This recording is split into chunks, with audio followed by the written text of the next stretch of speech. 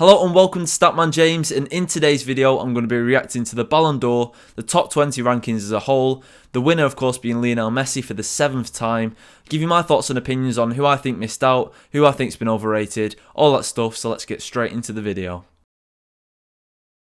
So starting off, FIFA gave us the rankings of the top 20 players of 2021, so I'll give you that list now, and that's 20th Riyad Mahrez, 19th Mason Mount, 18th Simon Kjaer, 17th Luis Suarez, 16th Neymar Jr., 15th Raheem Sterling, 14th Leonardo Bonucci, 13th Giorgio Chiellini, 12th Romelu Lukaku, 11th Erling Haaland, 10th Gianluigi Donnarumma, 9 Kylian Mbappe, 8 Kevin De Bruyne, 7 Mo Salah, 6th Cristiano Ronaldo, really? 5th N'Golo Kante, 4th Karim Benzema, how? 13th Jorginho, 2nd Robert Lewandowski, and 1st Lionel Messi. So straight away that just screams controversial. We've seen a lot of people going mad on Facebook, Instagram, Twitter saying, you know, it's been rigged, Lewandowski robbed, how's Neymar got into the top 16? So I'm going to start at 20 and just slowly break it down. So Riyad Mahrez in 20th place, 48 appearances for Man City last season, 17 goals, 10 assists.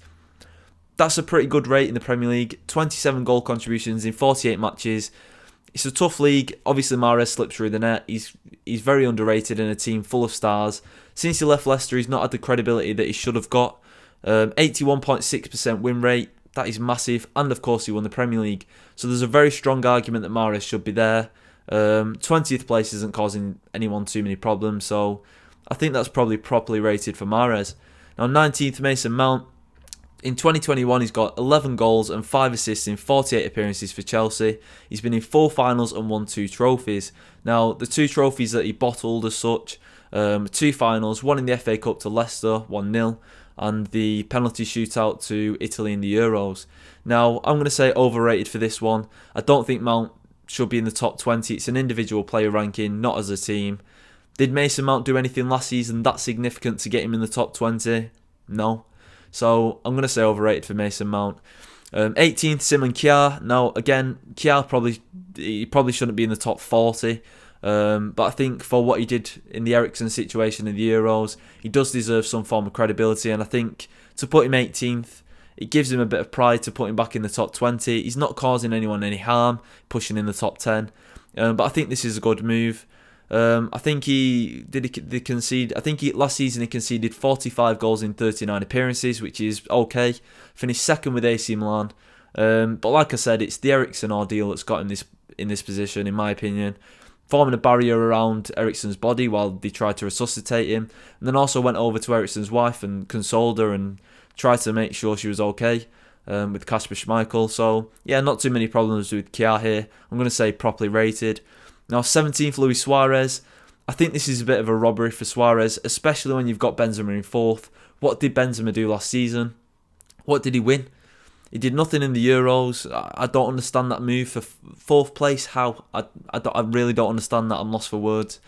Suarez, he won La Liga with Atletico Madrid, and he was the 4th top goal scorer in the league behind Lionel Messi, Gerard Moreno, and Karim Benzema.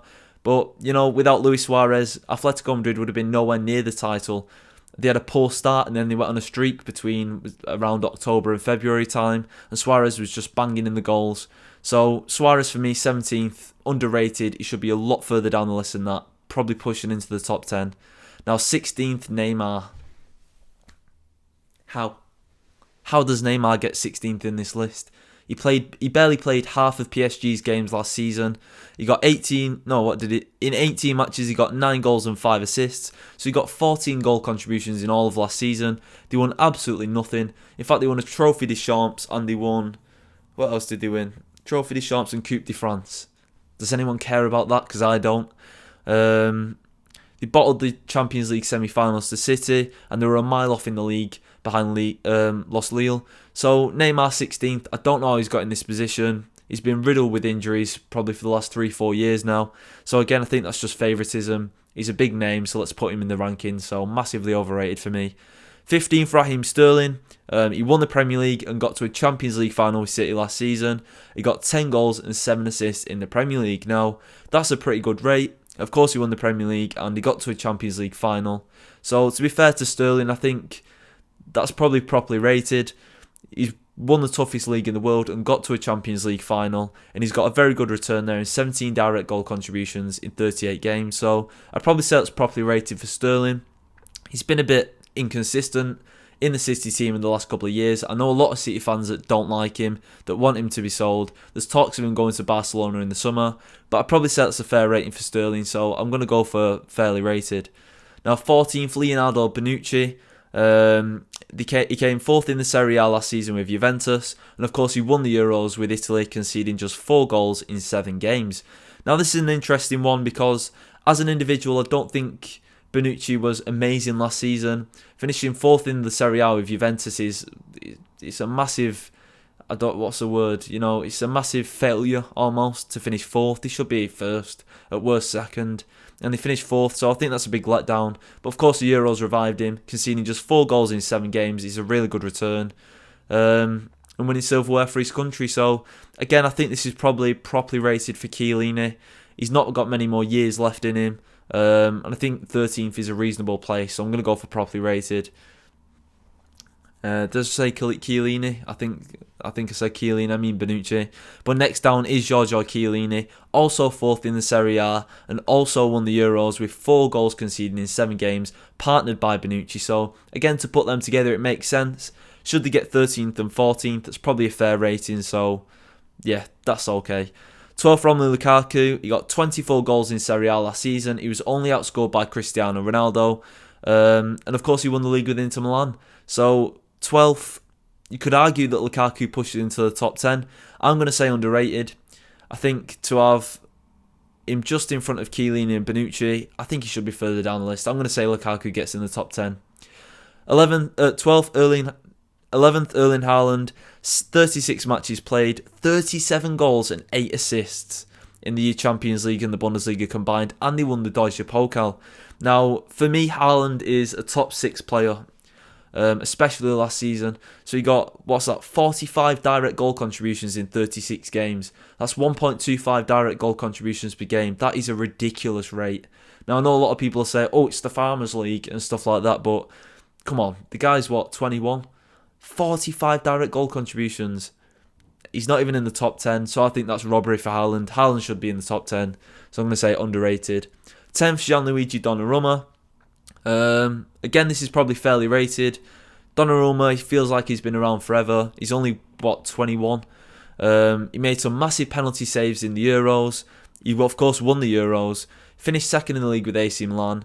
And to be fair to him, he's probably, in my opinion, the best goalkeeper in the world at the moment. So I think that he's properly rated here. To say that goalkeepers don't really get near the top 3, top 5 in the Ballon d'Or rankings. 9th, Kylian Mbappe, 31 goals last season. No, he didn't. He played 31 games and got 27 goals and 7 assists, 31 direct goal contributions in Ligue 1 last year. And he got to the semi-finals of the Champions League with PSG. It's a bit of a weird one with Mbappe because he didn't really win anything as a team, but then I'm being a bit hypocritical against myself when I said that it's not a team ranking, it's an individual. So as an individual, that's probably a fair rating for Mbappe to get into the top 10. He's world class. A lot of people will say he's probably top 3 in the world. But again, last season, you probably need a Ligue 1 or a Champions League under your belt to push into the top 5. So I'd say that's fairly rated for Mbappe. Number 8, Kevin De Bruyne.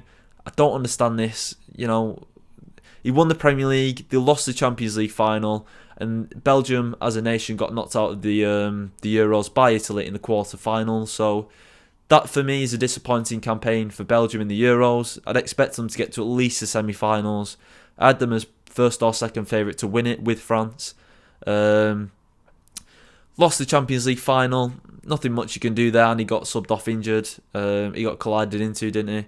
And won the Premier League. But De Bruyne last season, he had a few injuries. He didn't do much. It wasn't his best season by any stretch of the mile. So I don't think he should have got 8th. He probably 15th to 20th. So I'm going to say overrated for De Bruyne. And I don't like saying that because I think De Bruyne's absolutely class. But if we're going off this year as a whole, then yeah, he's probably overrated for me. 7, Mo Salah. Now, I think this is an absolute disgrace, to be honest. 45 games, 31 goals and 10 assists in England, in the Premier League, in the Champions League. 41 direct goal contributions in 45 games. That is absolutely ridiculous. Absolutely ridiculous. And for me, Mo Salah, he's top 3 in the world at the moment, and I think he should be third on that list. I don't see anyone around him. Messi and Lewandowski, who else? Ronaldo didn't have the best year last year, but again, I think Ronaldo's fourth. So for me, Salah gets third. I think he's been absolutely robbed there.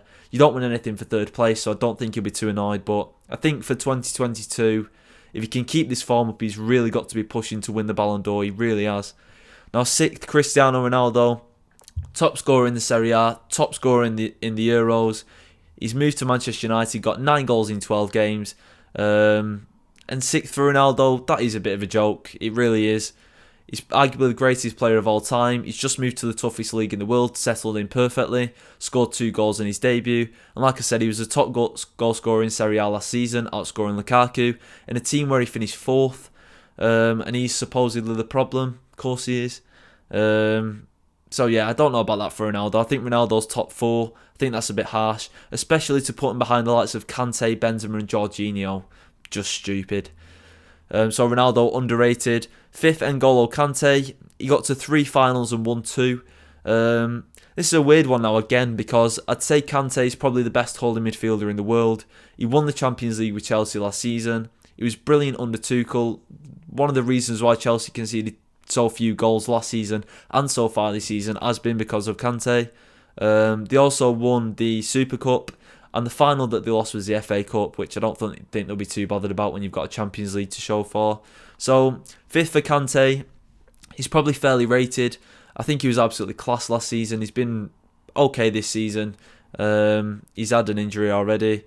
And of course winning the Champions League. So yeah, that's probably fair for Kante, 5th place. 4th, Karim Benzema. Now, I'm going to go on a bit of a rant here, because there's no way that Benzema gets in the top 4. For me, he don't get in the top 10. What did he do last season? He was joint 2nd top scorer in La Liga last year with Gerard Moreno. He won nothing. Absolutely nothing. So I don't understand how he's here when you've got players like Ronaldo, Salah, Mbappe, Haaland, Lukaku missing out when they've won league titles and trophies and they've scored more goals than him in a calendar year. I don't understand this move. I just think it's favouritism towards Real Madrid again, like we saw with Modric a couple of years ago, like you usually do with Toni Kroos and Casemiro, who's always in it, and Sergio Ramos. So yeah, massively overrated for me. 3rd, Jorginho, just laughable. Again, laughable. It doesn't go off a team ranking, it's individual players. What did Jorginho do as an individual? For me, nothing. 4 finals, 3 trophies. To be fair, that's a great ratio. The only final that he lost was in the FA Cup to Leicester. So yeah, I mean, Jorginho, he could probably creep into the top 15 in my opinion, but he shouldn't be anywhere near 3rd. So for me, Jorginho, massively overrated in that position. Like I said, 15th to 20th, he's probably fair. But just because he's won the Champions League and the Euros, it's not him as an individual, it's as a team. So I don't understand this where they go, well, he's won this, he's won that.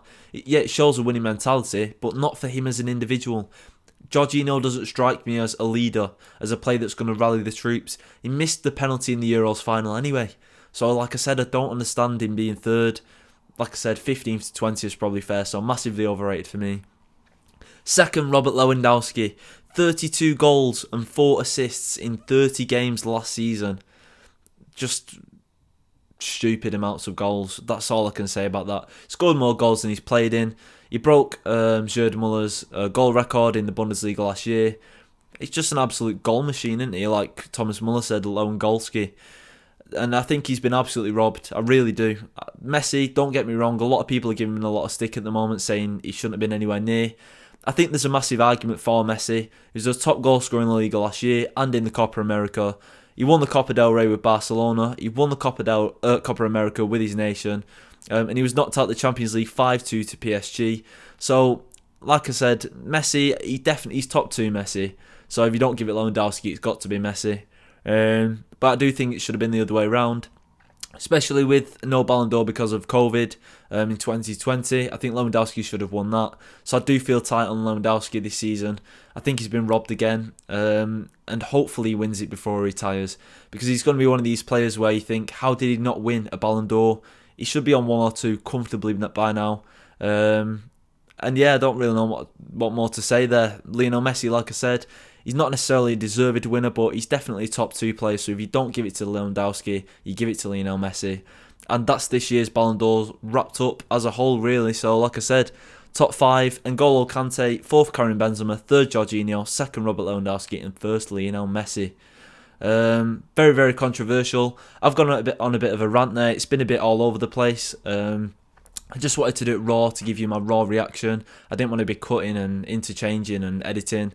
I just wanted it to be me talking to you and my honest opinion on what has been arguably a rigged Ballon d'Or this year. Anyway, let me know what you think in the comments. Drop a like on this video if you liked it. Subscribe down below if you're new, and I'll see you in the next one.